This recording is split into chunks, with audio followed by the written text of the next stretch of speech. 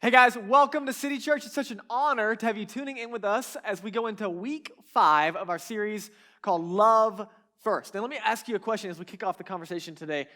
When you hear the word Christian, what comes to mind? Like, how would you define that word, or how would you explain it to someone if they were asking? I was having multiple conversations over the last 7 days, and people on all kinds of different spiritual journeys, and inevitably we would get to that question, like what does it mean to follow Jesus, or what does it mean to you, to be a Christian? And as people would answer that question, they would kind of, come up with different answers, but they were all on the same line. Well, it means this, right? Like they would just kind of propose an idea, and every time someone would kind of flesh out their understanding or their meaning of what it means to be a Christian or what it means to follow Jesus, every single answer was either incomplete or incorrect. And again, I don't think this is should be a shocker, by the way. Like, before I followed Jesus, before I became a follower of Jesus, I couldn't have articulated what it was that Jesus was inviting me into.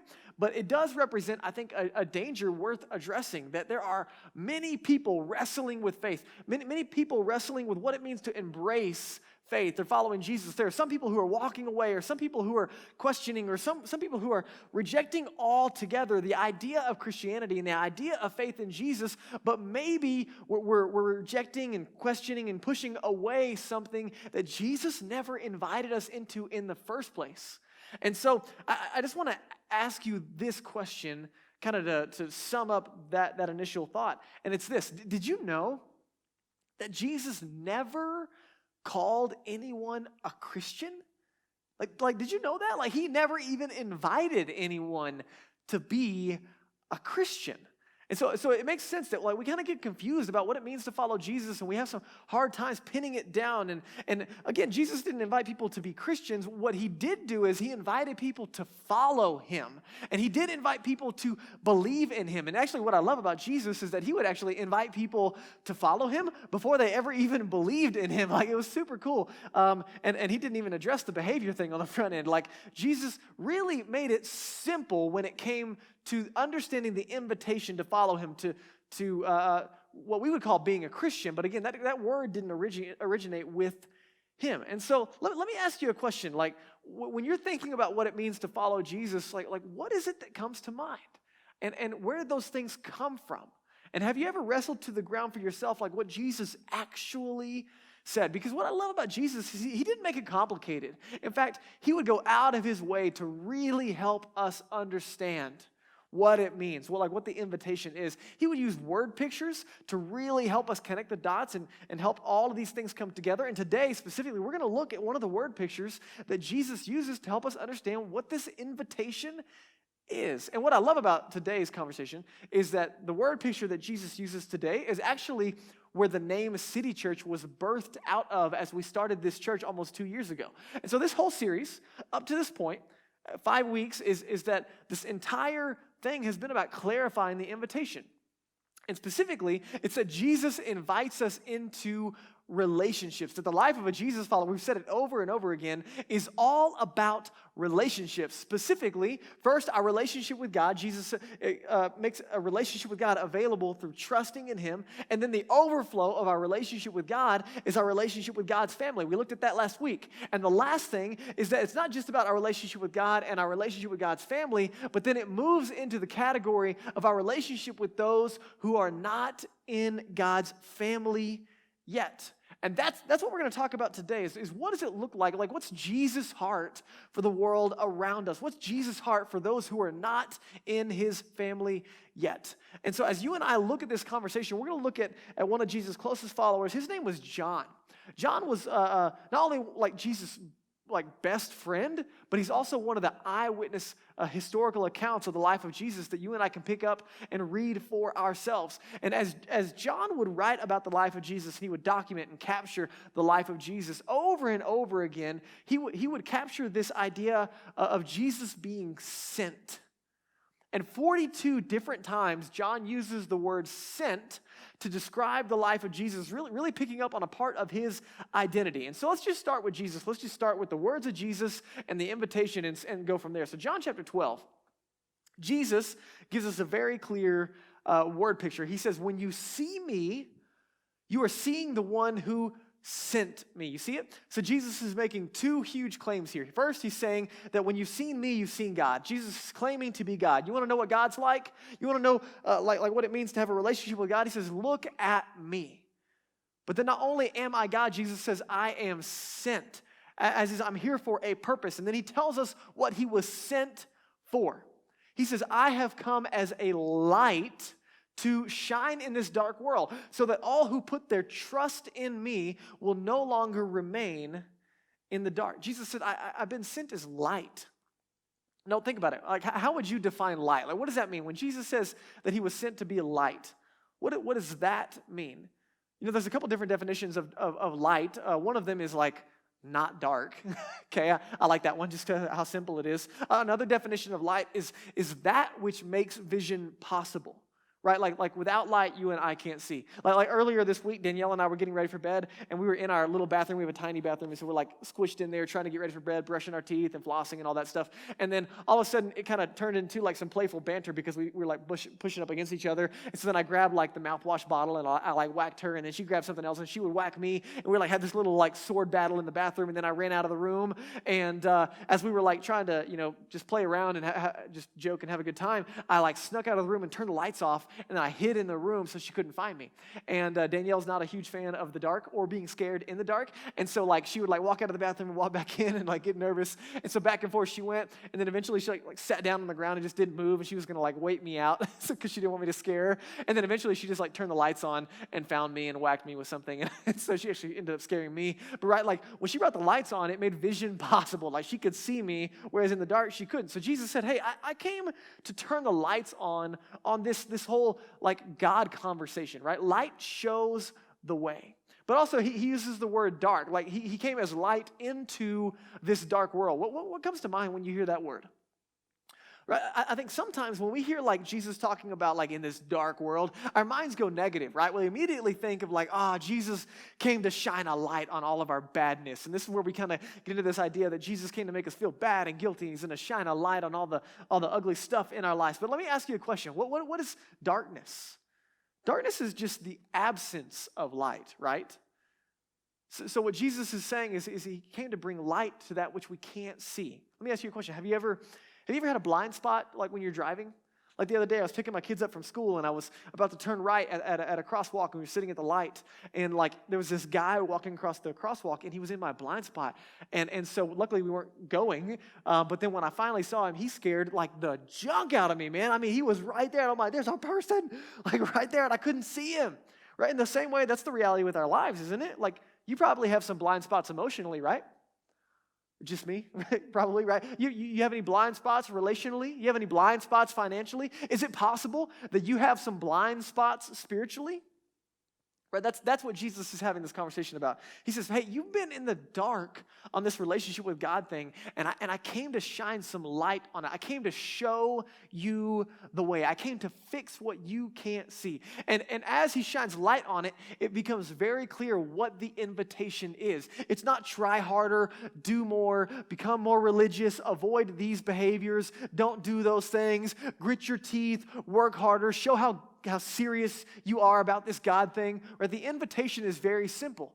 Jesus shines the light on the reality that we are invited to trust in him. Jesus says, trust in me, believe in me, right? He uses that word right here so that all can what? Trust in me.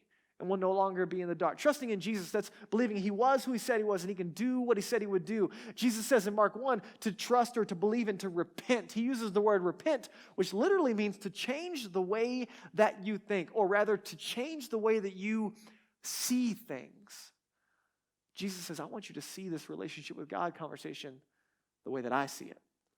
And so then you got to ask about the motive. Like, what's the motive behind shining light and trusting? Like, what am I trusting in, and what's this all about? It's about God's love for me and for you and for the world. John, one of Jesus' closest friends that we're looking at now, he wrote another letter.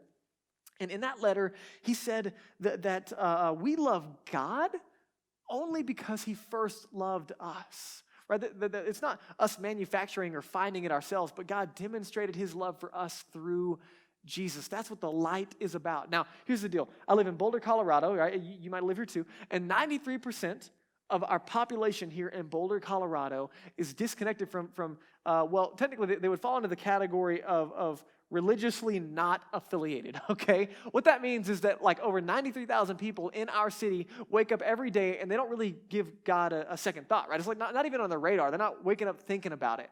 And so as there's 93,000 plus people in our city going about their day and not giving God a second thought, you know what this means? It means that God loves them anyway. God is pursuing them anyway. God is working his way to them anyway. And that's amazing because he did it for me. If you're a follower of Jesus, he did it for you. And that's the amazing love of God. And what Jesus is trying to help us understand is that experiencing the love and the forgiveness of God, that's what changes everything. That's what he came to shine a light on. And listen, when you and I experience the love and the forgiveness of God, that's when the lights come on. That's what Jesus is saying. Does this make sense to you guys? Right? It's a really helpful word picture. So the last couple of weeks, right, we've been unpacking this entire conversation that the life of a Jesus follower is not me doing stuff for Jesus. It's Jesus living his life in and through me. As I have a relationship with Jesus, it's him living his life in and through me. And so then you got to ask this question. Listen, if you made a decision to follow Jesus, and following him is Jesus living his life in and through me, when Jesus says that he is sent as light, what does that mean for you and I? Check it out, Matthew chapter 5. Jesus tells us it means that you are the light of the world. Wait. I thought Jesus was the light. Exactly. That's how this thing works. It's amazing. Jesus says, you follow me, I'm going to make my life public through you. I'm light, you're light. I'm sent, you're sent. You see it? Jesus reiterates it a couple of times just to help us really have clarity. In the next verse, in John 17, he says, as he's praying for us, just as you sent me, talking to God, just as I'm sent into the world, he says, I am sending them, my followers, into the world. Jesus goes on in John 20. He says it again. Peace be with you. As the Father has sent me, I am sending you. You are the light of the world. Let's go back to Matthew 5 here. A city set on a hill that can't be hidden. I need you to catch this. Jesus is painting another word picture that would have absolutely captured the attention of his audience as he's speaking. A city set on a hill. You know why that's a big deal? Because they would literally find a strategic location, a hill, if you will, build a city on top of it, make it out of white limestone so that literally you could see it for miles. It would be like a beacon for miles. And so when Jesus says that you are the light of the world, a city on a hill, what he's saying is that all of your life is strategically purposed and planned. What that means for you and I is that you and I were created on purpose and for a purpose. And specifically, listen, if you're a follower of Jesus, he's saying that you're a light, you're a city strategically placed. Let me ask you a question. Where do you live, work, and play right now, today? Where do you live, work, and play? Jesus is saying none of that is an accident. How'd you end up in Boulder, Colorado? Well, I moved here for the mountains, or I moved here for a job, or, I'm here to go to school. No. No way. Jesus is saying you didn't just move here for the mountains. God sent you here. You are strategically placed in this city where you live, where you work, where you play, the hobbies that you have, the gifts that you have, the interests that you have. Jesus has put you in those places because you're meant to be a light to those areas. And here's why. You say, well, why would God send me? Why is there purpose and like the strategy to it? It's because God loves you and he loves the 93,000 other people in this city who are not a part of his family yet. And he is sending you into those spaces, uniquely you, and your light's going to shine in such a way, it's unique, right? You're going to shine in probably different ways than I'm going to shine. You're going to engage in circles that I'm not going to engage in. You're going to work in places and play in places and live in places that I'm not going to be. And so he's sending you uniquely into a place to light things up, to show people the way, to make vision possible of God's love for those around them. And for the record, this is not an invitation to be super weird and spiritual, right? We're not religious people. We're Jesus people. And there's something profoundly amazing about how normal Jesus was and how supernatural his love was. And so God has placed you, he has put you on purpose, for a purpose, in a place to be light to those around you. Now, He goes on in verse 15, he says, nor do people light a lamp and put it under a basket, but rather they put it on a stand, right? You don't hide a light, you put it on a stand so that it gives light to all the house. So what's the plan? Right, that's immediately where my mind goes. Okay, if I'm light, I'm put here strategically on purpose, great. What's the plan, Jesus? And as like the visionary leader at City Church, I'm constantly asking that question. Like right now, February 2021, Jesus, what's the plan? And I'm looking at outreach, I'm looking at strategy, and I'm looking at all these things. Are we doing enough? Are we serving enough? Are we helping our city enough? Are we engaging enough? Like constantly, like are we doing all of these things? That's where my mind goes. And so I was talking with our staff about like our outreach strategies and how to serve our city well, and then I pulled away, got alone with God, and I asked him, God, what's the plan right now for City Church? And God reminded me of something that I already know, and that he's told me before, but he reminded me again, and he said, here's the plan, Drake. You are the plan, Drake.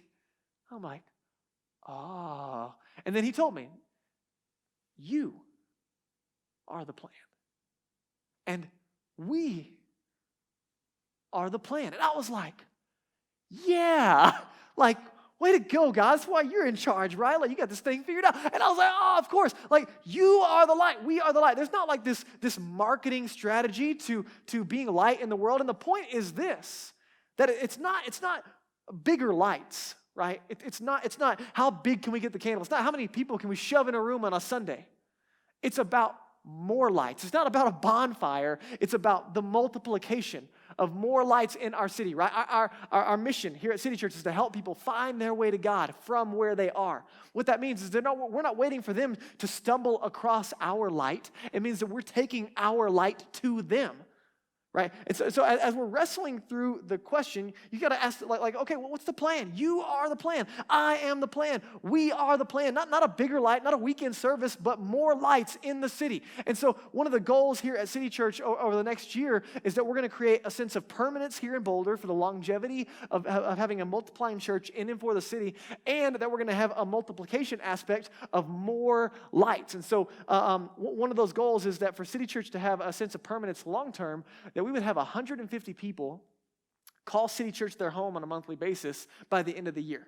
So let me ask you a question. What's more effective when it comes to lighting up a place? 60 lights or 150 lights? Right? The reality is more lights means more light, right? It's better. So it's not bigger, it's not bonfire, it's more lights multiplying and multiplying. And when you take 150 lights and you put it into a city of 93,000 people, what do you immediately recognize? We need more lights, right? And so it's constantly about the invitation. Jesus has a heart to bring people into the family of God. And he's saying, you are the plan for that. And I was talking to one of my coaches earlier this year, or actually earlier like this month. And he said that if everyone at City Church brought one person into the family of God, not just to a weekend service, like that's part of it, but it's a way bigger journey than that. If everyone at City Church brought one more person into the family of God, then we would grow to 150 people. We'd grow to 150 lights. We'd grow to a bigger influence in our city. The family of God would be more crowded in all the right ways. Right? Jesus is saying, this is my heart for the world, that there are a lot of people that aren't in my family yet, and I'm sending you to them. And he goes on in verse 16, check this out. And he says, in the same way, let your light shine before others so that they might see your, and you got to pause. All right, Jesus, what's the plan? Like, all right, I'm the light, that's great, I'm the plan, woohoo, but like what are we going to do? He says, you got to live in such a way that people see your church attendance and they're like, dang, that person's a good Christian. Right? That they see your City Church sticker on your car, that they see the verse that you post on your story on Instagram, that they see the Bible app on your phone, or right, that they hear the conversation and your theological knowledge and your apologetic approach to a faith conversation, and they go, whoa, that person's a really good Christian. Right? Jesus says, no, that's not the strategy. You are the plan, and here's how you run the play. Your good works. He says, let your light shine, and he gives us the definition of light in such a way so that they might see your good works. That's what light looks like. People don't look at you, they don't look at me, And they don't just say, wow, he's like a really nice guy. Or like, man, he's a really like churchy person, right? No. What is it? Good works. That people look at you and they look at me where we live, work, and play, doing the normal life of God, how God has created us to be as an IT engineer, as a graphic designer, as a stay-at-home mom, and as a doctor, and I mean, you name it. Right? You start filling in as a dent puller and all these things that we do. And in those spaces, people look at us and they watch us and they say, are you kidding? Who's that generous? Who's that loving? Who's that nice? Who's that genuine? Who's that sincere? Who carries that kind of integrity? Who cares about other people in the workplace like that? People just look at us. Who neighbors like that? Like who does that? And there would be this balance of normal people with extraordinary love. And here's what Jesus says will happen. When they see your good works, they're going to glorify not you and not me, but our Father. It would be so radically different that they wouldn't say, Drake's such a nice guy. But they say, man, there's something different going on. Here's the invitation from Jesus. He's inviting us and he's reminding us of identity. If you're a follower of Jesus, this is not like a will be, could be conversation. He says, listen, I didn't call you Christians. I said that you're light. You are light. Emphatic, present tense verb. Not you will be, not you could be, not when you had your cup of coffee, not on your good days. You are light. Everywhere you go, everywhere you are light. And here's the reality. Light always shows the way. Always. Jesus is reminding us of a source of our identity because out of our identity flows our activity. So I was thinking about some of the people in our church and watching them be themselves, their unique disposition of light. And then simultaneously watching their gifts and where they live, work, and play all come together in a way that looks incredibly different than we've ever seen. Let me show you this in Matthew chapter 28. Jesus kind of wraps up the whole conversation at the end of his life. He's like, okay, this is right after he was buried and rose again, right? So Jesus, he's been crucified, he was buried, he rose again 3 days later, proving that he was who he said he was. And so then he says, all authority in heaven and on earth has been given to me, right? He's just reiterating, hey, I am who I said I am. I did what I said I was going to do. And as Daniel comes up, I want you to lean into what he's about to say here. I am who I said I am, and as you follow me, go. Go, therefore, and make disciples of all nations. That word disciples, it literally means followers. Go and make disciples of all nations. And a lot of times when we read this, as followers of Jesus, we hear the emphasis on go, that verb, go. But that's not actually the operative verb in this sentence structure. A better translation for this could be, as you go, make. You are the light of the world, and light always does what it's going to do. It's going to shine. It's going to show the way. And Jesus is saying, as you go, where you live, work, and play, you've been strategically placed a city on a hill. And as you go, make disciples. Help people find their way to God from where they are. Help people outside of the family of God get into the family of God. Help people find their way to God by the way that you love and by the way that you serve, by the way that you carry yourself. And here's the reality. If you're on the other side of this conversation and you're a follower of Jesus, odds are you're a follower of Jesus because someone else was light to you. Or you can probably identify them. Or maybe there's a couple lights that God sent your way. And you know what? They probably didn't roll in like big shots, right? They probably didn't roll in like, oh, look at me. I'm a city on a hill. I'm the light of the world, right? What did they do? They were probably intentional with the way that they loved you. But they weren't weird about it. They weren't over the top. They just consistently were revealing to you the love of God. And God's love for you was being demonstrated in and through them. And eventually, you realized that was for you, that God loved you. And then you made a decision to follow Jesus. And in that same way, Jesus is saying, in the same way that you came into my family because someone else was light to you, I'm sending you out as light into the world to help other people come into my family in the same way that you did. You are light. For some of you, you've been wrestling with faith for a minute, and the reality is, as you reflect on it, God has been sending some people into your life. You've had quite a few lights around you, maybe one in particular that stands out, and there's been this light just shining, and you're seeing like these glimpses of the love of God off of this person, and maybe for the first time today, you're realizing that God put that person in your life to be a light, to strip away the darkness, to make you have that opportunity, the ability to see God's love for you. And maybe for the first time today, you're ready to say, man, I believe that Jesus is who he said he was. I believe that God loves me. I believe Jesus died for me. And I want a relationship with him. I want you to save me and set me free. Right? If you're ready to take that step in that direction and follow Jesus, I want to encourage you. You can pray that prayer right now. Jesus, I believe in you. I believe you died for me. I believe you rose again so I could have a relationship with God. I want to follow you today.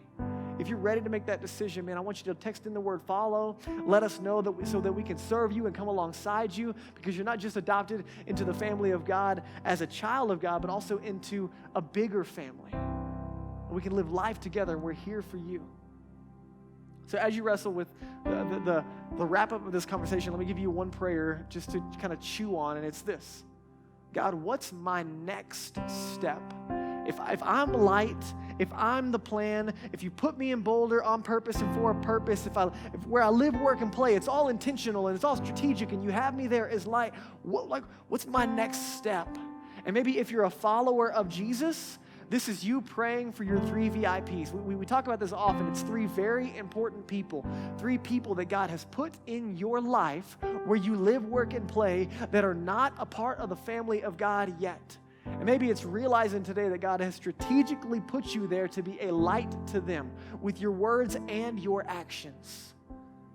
That as you and I look at our lives and we wrestle with what it means to be a light, we realize that God has placed us there on purpose and for a purpose. And so maybe you start to pray for them by name. God, give me an opportunity to serve my friends, my neighbors, my coworkers, my family members, and give me an opportunity to share your love with them. Or maybe as you're engaging in this conversation and as you're engaging in community and you're asking this question, God is telling you, not like maybe you're making a step, like maybe today you're giving your life to Jesus. And you need to follow up and let somebody know. Or maybe you've just recently given your life to Jesus and your next step is baptism. And you need to let somebody know and celebrate publicly what Jesus has already done privately. Maybe your next step is joining this family.